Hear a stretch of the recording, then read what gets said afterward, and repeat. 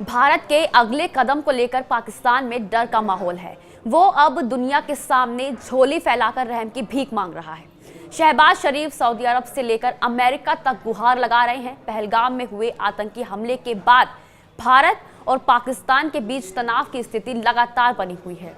हर दिन कुछ नए और बड़े अपडेट्स सामने आ रहे हैं। आज भी एक नया और बड़ा अपडेट आपको देने वाले हैं। नमस्कार, स्वागत है आपका। न्यूज़ 18 देख रहे हैं आप। मैं हूं आपके साथ ईशा खान।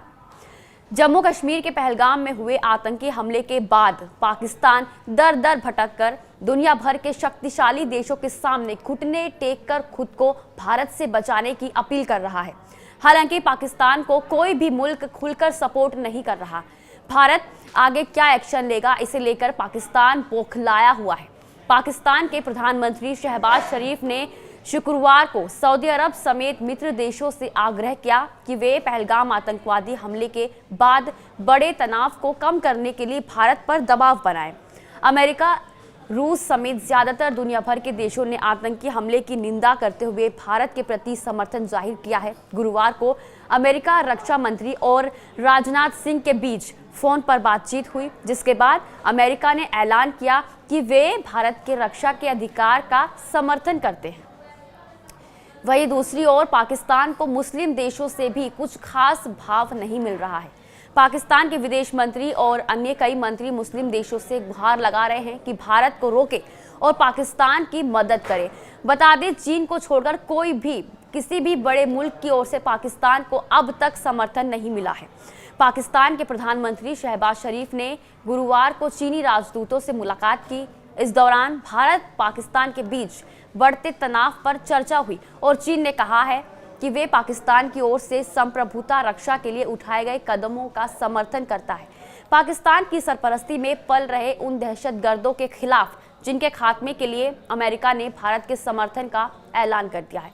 अमेरिका का इशारा यही है कि अब की बार भारत कुछ बड़ा करने वाला है।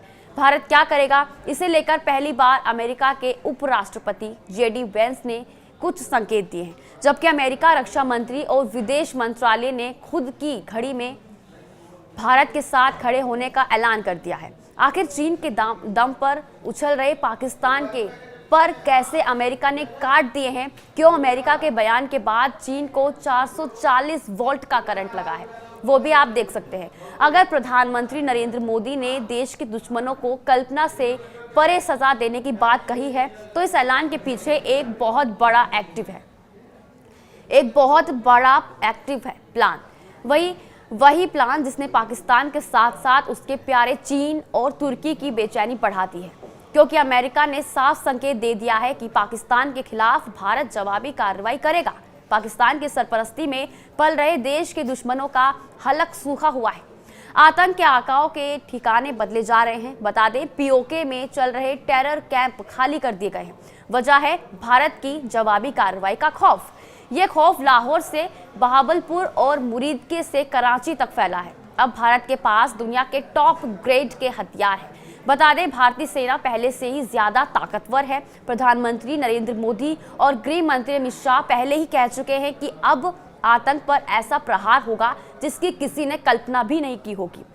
भारत चुन चुन कर बदला लेगा। वहीं रेडियो पाकिस्तान की रिपोर्ट के अनुसार शहबाज शरीफ ने इस्लामाबाद में सऊदी अरब के राजदूत नवाफ बिन सईद अल मलिकी, UAE के राजदूत हमाद ओबैद अल जाबी और कुवैत के राजदूत नासिर अब्दुल रहमान जसीर ने अलग अलग मुलाकातें की। इन बैठकों के दौरान शरीफ ने अपने देश की शांति और स्थिरता की नीति पर जोर दिया और भारत के आरोपों को निराधार करार दिया।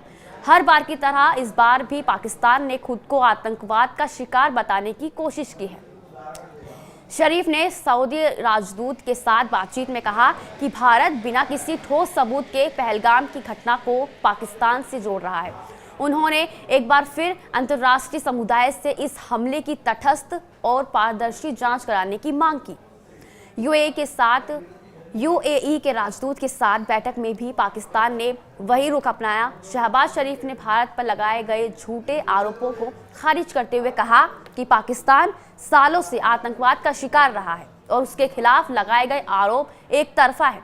एक रिपोर्ट में कहा गया है कि प्रधानमंत्री शरीफ ने शुक्रवार को कुवैत के राजदूत नासिर अब्दुल रहमान जस्सर से प्रधानमंत्री आवास में मुलाकात की। इस दौरान उन्होंने पहलगाम हमले के बाद भारत और पाकिस्तान के बीच बढ़ते तनाव का भी जिक्र किया और अंतर्राष्ट्रीय समुदाय से मदद मांगी ताकि भारत की कार्रवाई को रोका जा सके। रिपोर्ट में कहा गया है कि प्रधानमंत्री शरीफ ने इस दौरान आतंकवाद से अपने देश में हुए नुकसान का भी रोना रोया और कहा कि पिछले कुछ सालों से देश को 90,000 से ज्यादा लोगों की जान गई है और 152 अरब डॉलर से ज्यादा नुकसान हुआ है।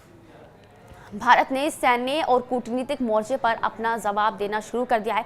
बता दें 22 अप्रैल 2025 को जम्मू कश्मीर के पहलगाम में पाकिस्तानी आतंकवादियों ने 26 पर्यटकों की गोली मारकर हत्या कर दी थी।